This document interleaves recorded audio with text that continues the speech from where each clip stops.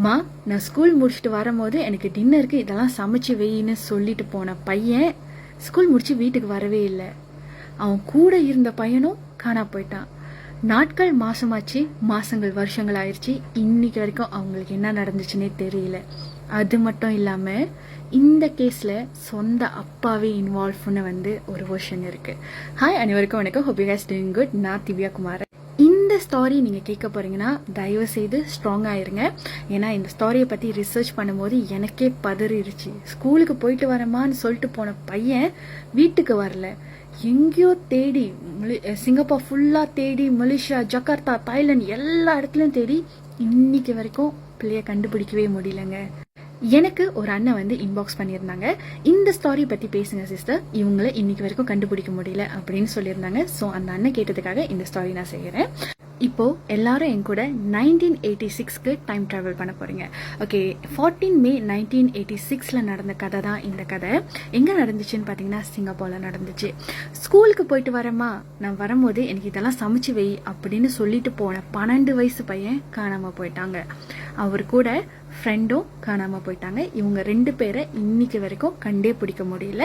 And இன்னொரு version of ஸ்டாரி என்ன இருக்குன்னா, அவங்க அப்பா இதுல இன்வால்வ், ஃபேமிலி ப்ராப்ளம்னால தான் இந்த பையன் காணா போயிட்டான் அப்படின்னு ஒரு வெர்ஷன் சொல்றாங்க. ஆனா இது எந்த அளவுக்கு உண்மைன்னு தெரியல. நம்ம தொடர்ந்து பார்க்கலாம்.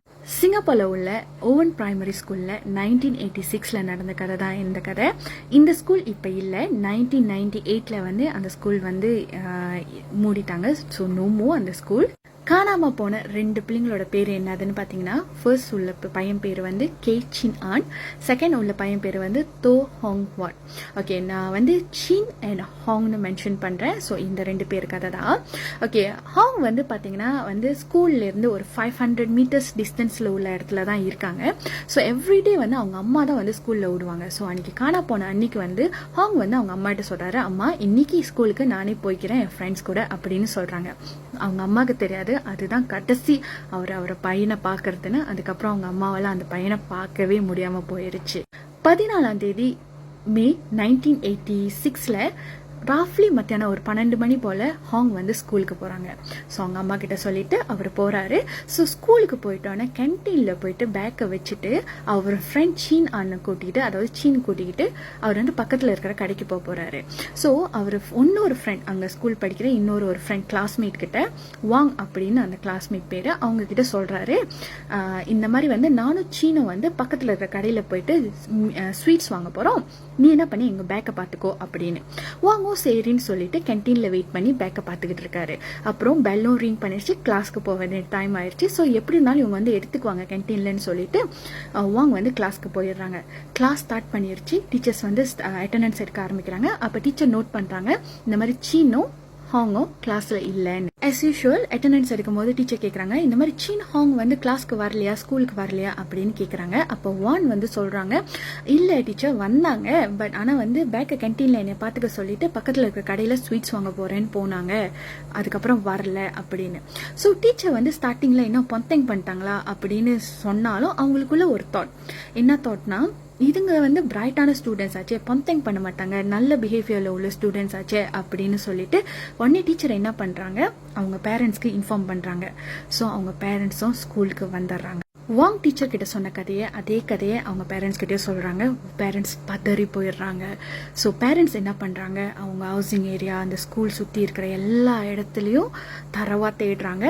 சாயந்தரம் ஆயிருச்சு. ஸோ 2 பேரண்ட்ஸும் என்ன முடிவுக்கு வராங்கன்னா, சரி போலீஸ்ல கம்ப்ளைண்ட் லான்ச் பண்ணுவோம் அப்படின்னு போறாங்க. ரிப்போர்ட்டும் பண்றாங்க. போலீஸ் என்ன பண்றாங்கன்னா, அடுத்த 2 நாளைக்கு அவங்க ஹவுசிங் ஏரியா இதை சுத்தி தரவா தேடுறாங்க. எந்த ஒரு டீட்டெயில்ஸும், எந்த ஒரு க்ளூவும் அவங்களுக்கு கிடைக்கல அந்த பிள்ளைங்களை பத்தி. ஸோ அடுத்த ஸ்டெப்பா என்ன பண்றாங்கன்னா, போஸ்டர்ஸ் நிறைய அடிச்சு எல்லாருக்கிட்டையும் டிஸ்ட்ரிபியூட் பண்றாங்க. ஃபர்ஸ்ட் ஒரு 10,000 போஸ்டர்ஸ் அடிச்சு டிஸ்ட்ரிபியூட் பண்றாங்க. ஸோ அப்பயும் அவங்களுக்கு எந்த ஒரு க்ளூவும் கிடைக்கல. அடுத்து ஒரு 10,000 போஸ்டர்ஸ் அடிச்சு டிஸ்ட்ரிபியூட் பண்றாங்க. அப்பயும் எந்த க்ளூவும் கிடைக்கல. ஒரு ஃபியூ டேஸ் கழிச்சு போலீஸ்க்கு ஒரு கால் வருது அன்னோன் பர்சன் கிட்ட இருந்து. இந்த மாதிரி ஒரு இன்ஃபர்மேஷன் வருது. என்னதுன்னு பாத்தீங்கன்னா, புலா உபின் தால இந்த 2 பேரை பார்த்ததா சொல்றாங்க. ஸோ என்ன பண்றாங்க, போலீஸ் 100 பேரை கூட்டிக்கிட்டு அந்த புலாவுக்கு போறாங்க. ஸோ 100 பேரை குரூப்பா டிவைட் பண்ணிட்டு அவங்களுக்குள்ளே அந்த புலாவை சுத்தி தரவா தேடுறாங்க. எண்ட் ஆஃப் த டே அவங்களுக்கு அங்கே எந்த ஒரு ரிசல்ட்டும் கிடைக்கல, அந்த பிள்ளைங்க இருந்த அடையாளமும் அங்கே இல்லை. ஹாங்கோட மதர் என்ன பண்ணுறாங்கன்னு பார்த்தீங்கன்னா, அவங்க வந்து மலேசியன். ஸோ பையன் மேபி மலேசியாவுக்கு போயிருப்பானோ அப்படின்னு சொல்லிட்டு அவங்க கேலுக்கு வந்துட்டு கேலில் தேடுறாங்க. ஸோ இங்கே கேலுக்கு வந்துட்டோன்னா அவங்க என்ன பண்ணுறாங்கன்னா, மலேசியாவோட லோக்கல் நியூஸ் பேப்பர்ஸ் எல்லாரையும் காண்டாக்ட் பண்ணி, அதுக்கப்புறம் சத்துவான் சீனா மலேசியா இருக்குல்ல, ஸோ அங்கேயும் காண்டாக்ட் பண்ணி இந்த மாதிரி வந்து பையன் காணா போயிட்டான், அந்த நியூஸ் அந்த ஃபோட்டோஸ்லாம் கொடுத்து பப்ளிஷ் பண்ண சொல்கிறாங்க. ஸோ மலேசியாலையும் இந்த நியூஸ் வந்து ஹாட் ஆகுது. சிங்கப்பூர் போலீஸ் வந்து இந்த கேஸை வந்து அவ்வளோ ஈஸியாக எடுத்துக்கல. அவங்க என்ன பண்ணுறாங்கன்னா, அந்த சர்ச் பண்ணுற ஸ்கோப்பை வந்து இன்னும் பெருசாக்குறாங்க. ஸோ சிங்கப்பூரில் மட்டும் தேடிக்கிட்டு இருந்த போலீஸ் வந்து இப்போ என்ன பண்ணுறாங்கன்னு பார்த்தீங்கன்னா, அண்டை நாடுகளில் வந்து தேட ஆரம்பிக்கிறாங்க. மலேசியா, இந்தோனேஷியா, தாய்லாந்து அந்த மாதிரி வந்து எல்லா போலீஸ்லேயும் கான்டாக்ட் பண்ணி இந்த ஃபோட்டோஸ் கொடுத்து தேட வைக்கிறாங்க. சீனும் ஹுவாட்டும் காணா போன உடனே அவங்க அம்மா அப்பா வந்து ஒரு ஃபியூ டேஸ் தேடினாங்க இல்லையா. அதுக்கப்புறம் அவங்க அம்மா அப்பா என்ன பண்ணுறாங்கன்னா, ஒரு ரிவார்ட் சொல்கிறாங்க. எங்கள் பையன்களை பற்றி யார் யார் வந்து இன்ஃபர்மேஷன் கொடுக்குறாங்களோ அவங்களுக்கு வந்து நாங்கள் 1000 சிங்கப்பூர் டாலர்ஸ் கொடுக்குறோம் அப்படின்னு சொல்கிறாங்க. எந்த ஒரு இன்ஃபர்மேஷனும் இல்லை. ஃபியூ டேஸ்க்கு அப்புறம் சொல்கிறாங்க, நாங்கள் வந்து 5000 சிங்கப்பூர் டாலர்ஸ் கொடுக்குறோம் அப்படின்னு சொல்கிறாங்க. அப்பயும் எந்த ஒரு நியூஸும் இல்லை. ஸோ அப்புறம் கடைசியாக சொன்னாங்க, ஒரு ஃபியூ மந்த்ஸ் 2-3 மாதம் ஆகிட்டோன்னே 20,000 சிங்கப்பூர் டாலர்ஸ் 20,000 சிங்கப்பூர் டாலர்ஸ் வந்து எங்கள் பையனை பற்றி இன்ஃபர்மேஷன் கொடுத்தாலே நாங்கள் தரோம் அப்படின்னு சொல்கிறாங்க. ஸோ இந்த இடத்துல தான் மெக்டானல்ட்ஸ் இறங்குறாங்க. மெக்டானல்ட்ஸ் என்ன பண்ணுறாங்கன்னா, நாங்கள் உங்களுக்கு ஹெல்ப் பண்ணுறோம் அப்படின்னு சொல்லிட்டு இந்த 2 பையனுங்களோட ஃபோட்டோ வச்சு போஸ்டர் வந்து எல்லா சிங்கப்பூர் மெக்டி பிரான்ச்லேயும் ஒட்டுறாங்க. அது மட்டும் இல்லாமல் அந்த 20,000 வெள்ளி ரிவார்ட்ஸை வந்து 100,000 ரிவார்ட்ஸ் ஆக்குறாங்க. பையன்களை பற்றி எந்த இன்ஃபர்மேஷன் கொடுத்தாலும் நாங்கள் உங்களுக்கு 100,000 கொடுக்குறோன்னு சிங்கப்பூர் மெக்டானல்ட் அஃபிஷியலாக வெளியாக்குறாங்க.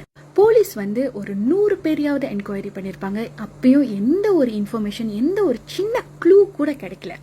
ஸோ 14 நவம்பர் 1988, அதாவது பிள்ளைங்க அவங்க 2 பேர் காணா போய் 2 வருஷம் ஆகுது. ஸோ இந்த டைமில் வந்து நியூ ஸ்ட்ரேட் டைம் இருக்காங்கல்ல, NSD. ஸோ அவங்க வந்து என்ன பண்ணுறாங்கன்னா, யூஎஸில் இருக்க ஒரு கம்பெனி கான்டாக்ட் பண்ணி 2 வருஷம், அதாவது 12 வயசில் காண போனவங்க 2 வருஷம் கழிச்சு 14 வயசில் எப்படி இருப்பாங்கன்னு ஒரு ஃபோட்டோ செஞ்சு கொடுக்க சொல்கிறாங்க. ஸோ இந்த ஃபோட்டோவை வந்து நியூஸ் பேப்பரில் பப்ளிஷ் பண்ணி தேடுறாங்க. ஸ்டில் தேடுறாங்க. 2 வருஷம் கழிச்சும் ஸ்டில் தேடுறாங்க. எந்தாவது இன்ஃபர்மேஷன் கிடைக்குமான்னு எந்த ஒரு இன்ஃபர்மேஷனும் கிடைக்கல. 1994 திருப்பியும் அதே செய்கிறாங்க. இவங்களோட 20 வயசு பிக்சர் எப்படி இருக்கும்னு சொல்லிட்டு ஏஐல செஞ்சு திருப்பி பப்ளிஷ் பண்ணி திருப்பி தேடுறாங்க. இப்பயும் எந்த ஒரு பயனும் இல்லை. ஸோ ஒரு 10 வருஷம் இப்படி கடந்து போயிட்டோன்னு ஹென்ரி தேன்னு வந்து ஒரு முன்னாள் போலீஸ் ஆஃபீஸர் ஒருத்தர் இருக்காரு. ஸோ அவர் வந்து டிடெக்டிவ் வேலை மாதிரி பார்த்தாரு. அவர் என்ன பண்ணாருன்னா, அவர் வந்து விசாரிச்சு சில ரிசர்ச்லாம் பண்ணிட்டோன்னே 10 இயர்ஸ்க்கு அப்புறம் வந்து அவர் ஒரு வெர்ஷன் ஆஃப் ஸ்டாரி சொன்னார். அவர் என்ன சொன்னார்னா, ஹாங்கோட ஃபாதர் வந்து ஒரு கேங்ஸ்டர். ஸோ ஹாங்கோட மதருக்கும் ஃபாதருக்கும் வந்து நிறைய சண்டை, அதனால் வந்து மிஸ் அண்டர்ஸ்டாண்டிங், அதனால் வந்து டிவோர்ஸ் ஆகிருச்சு. ஸோ ஹாங்கோட மதர் வந்து அவங்க அப்பாவை வந்து மீட் பண்ணுறதுக்கு உடவே இல்லை ஹாங்க. அவங்க அப்பா வந்து அதாவது ஹாங்கோட ஃபாதர் வந்து எந்த வகையிலும் அவங்க கான்டாக்ட் பண்ண முடியாமல் இருந்தாங்க. ஸோ வீடு மாறி போயிட்டாங்க, ஸ்கூல் மாற்றிட்டாங்க. ஸோ ஸ்கூலுக்கு கூட இவங்களே போய் பர்சனலாக விட்டுட்டு வர்றது அந்த மாதிரி இருந்தாங்க. ஸோ அன்னைக்கு ஹாங் காணா போன அன்னைக்கு வந்து ஹாங்கோட ஃபாதர் வந்து ஹாங் மீட் பண்ண வந்திருக்கணும். ஸோ பிள்ளையை கூட்டிகிட்டு போகிறதுக்காக தான் இந்த விஷயம் நடந்திருக்கணும்.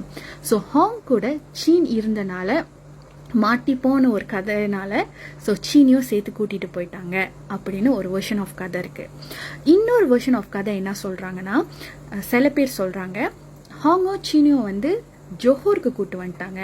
ஜோஹோரில் கவசான் பிண்டாலாமான் இருக்கோம்ல, உள்ள யாருமே கண்டுபிடிக்க முடியாத அளவுக்கு அந்த மாதிரி ஒரு கவசானில் போயிட்டு வச்சுட்டு ஒழிச்சு வளர்த்தாங்க. இப்போ அவங்க 2 பேரும் கேங்ஸ்டராக இருக்காங்க அப்படின்னு. இந்த 2 கதையும் வந்து ஒரு ஜஸ்ட் இப்படி இருக்கலாம் அப்படின்னு ஒரு யூகமே தவிர இந்த 2 கதைக்கும் எந்த ஒரு எவிடன்ஸும் இல்லை, எந்த ஒரு புக்தியும் இல்லை. போலீஸும் இந்த கதையை வந்து க்ளோஸ் பண்ணிட்டாங்க, அவங்க 2 பேரும் இறந்துட்டாங்கன்னு சொல்லிட்டு. ஸோ 1986 காணா போனாங்க 12 வயசில். அவங்க காணா போய் வந்து 39 வருஷங்கள் ஆகுது. இந்நேரத்துக்கு அவங்க உயிரோடு இருந்திருந்தா 51 வயசாக இருந்திருக்கும். பட் எங்கே இருக்காங்க, எப்படி இருக்காங்களா இல்லையான்னு கூட யாருக்கும் தெரியாது. ஸோ இந்த மாதிரி கதை வேணும்னா நீங்கள் கமெண்ட் பண்ணுங்கள், நான் ஷேர் பண்ணுறேன்.